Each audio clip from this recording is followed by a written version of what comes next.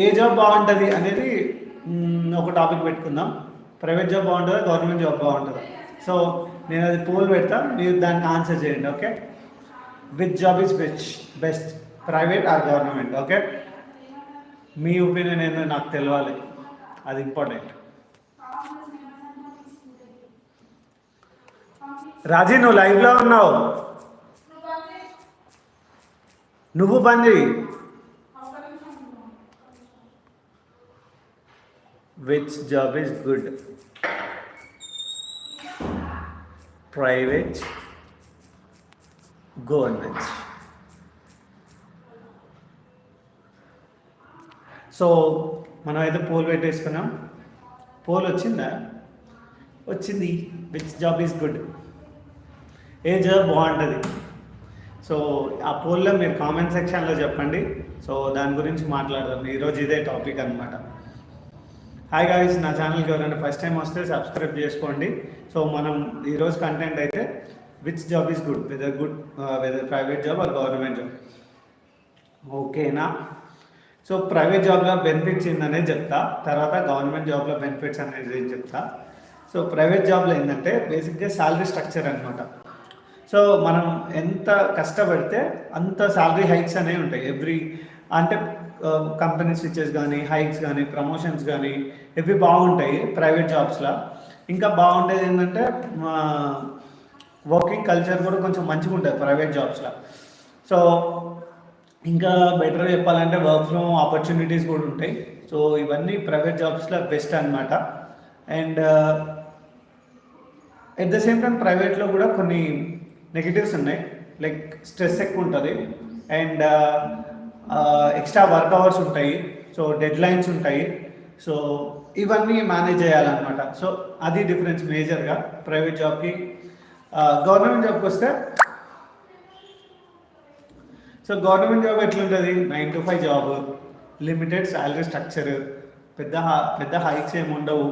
So ఉన్న ఊర్లో మన అనుకున్న నలుగురితోటి మంచి హ్యాపీ లైఫ్ లీడ్ చేయొచ్చు. ఇప్పుడే అటు వెళ్ళింది మాధవ్ గారు, రాజీ కొద్దిగా ఒక కాల్ వచ్చిండే మాట్లాడడానికి పోయిందనమాట. అయిపోయినాక వస్తుంది, మాట్లాడదురు. సో అదనమాట మేజర్గా విచ్ జాబ్ ఈజ్ గుడ్ అనేది. మీరు పోల్లో ఆన్సర్ చేయండి, మీ ఉద్దేశం ప్రకారం ఏ జాబ్ బాగుంటుంది అని.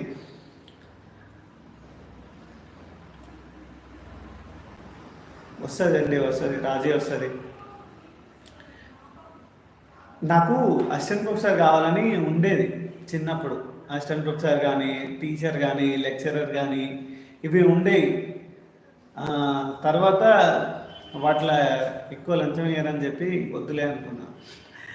జోక్స్ ఏ పార్ట్, అది కాదు. బట్ మనకు తెలియదు, ఆపర్చునిటీస్ దొరకలేదు ఎప్పుడు. సో ఐ ట్రైడ్, నేను కొన్ని స్కూల్స్కి తిరిగిన, ఎప్పుడన్నా నా ఛానల్లో పెడతా అవి. కొన్ని స్కూల్స్లో ఒక చిన్న కాన్సెప్ట్ లైక్ టైం మేనేజ్మెంట్ అంటే ఏంటి, like how to overcome difficulties అని. సో ఇట్లాంటి వాటి మీద కూడా నేను చేసిన అనమాట. కొన్ని స్కూల్స్కి వెళ్ళి చెప్పిన, ఇంకా చెప్పాలి, చెప్తా కూడా. నెక్స్ట్ మేము చేస్తే లైవ్ అక్కడి నుంచి స్కూల్ నుంచే చేస్తే బాగుంటుంది అనిపిస్తుంది అనమాట.